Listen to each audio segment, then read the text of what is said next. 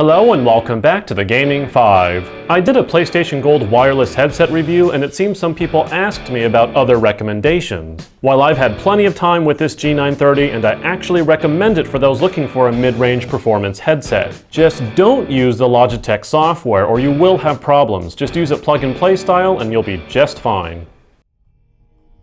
Rainbow Six Siege is the latest video game adaptation of the Tom Clancy Rainbow Six franchise of tactical shooters. While I only played some of the very first entries, the franchise saw a huge gap in existence until now. Does this give shooting fans a taste of something more aimed at tactics than bullet parades? One of the things about tactics is that one must consider bullets as incredibly lethal.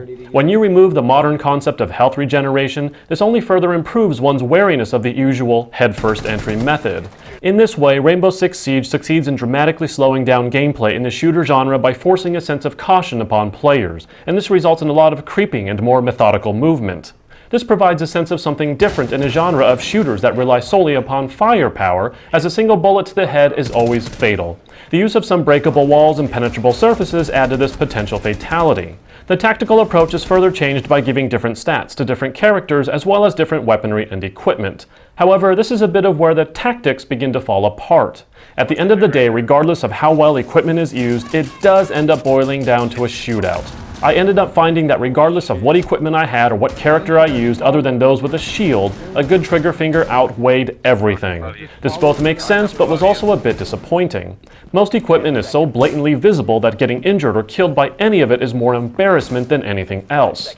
Equipment most often acted as a deterrent, and thus what you'll find is that this ends up becoming a very slow-paced shooter. The tension does go up once guns meet guns, but shootouts don't last long since everyone drops with realistic speed. Shoot first, don't even bother asking questions. So despite all of the nifty equipment you have at your disposal, your greatest weapon is instead knowledge of the map and shooting precision.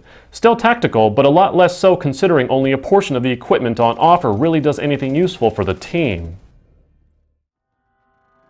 The game offers casual and ranked matchmaking with modes in automatic rotation, both for co-op and multiplayer. And here's already another issue. There's not enough variety in the modes. Whether I was securing or defending a hostage, defusing or defending a bomb, capturing or defending a containment unit, all of it felt relatively similar, and most ended without the objective being at all other than bait. You can win by simply killing all of the opposing team, and most matches were essentially team deathmatch with little to no regard for the objective. Thus, prepare for boredom to set in quicker than expected, since most of the modes play out exactly the same. One team gets wiped out.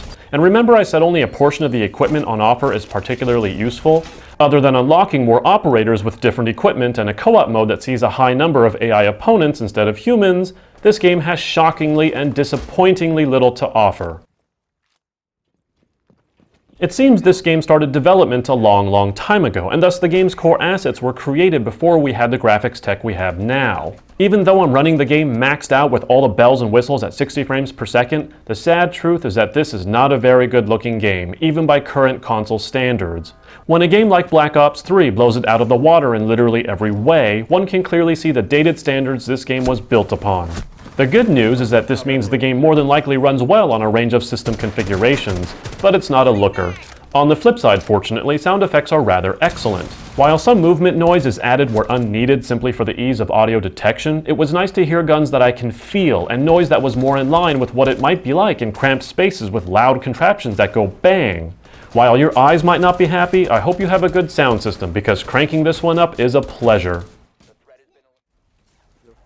As a person who once played Counter-Strike for hours upon hours, it was nice to be reminded of that high-risk twitch-shooter approach. And unfortunately, that's what this game mostly boils down to. While a good portion of equipment is available, only some of it offers tactical usefulness, and the rest of it only a filter to find out who's dumb enough to not be using their eyes.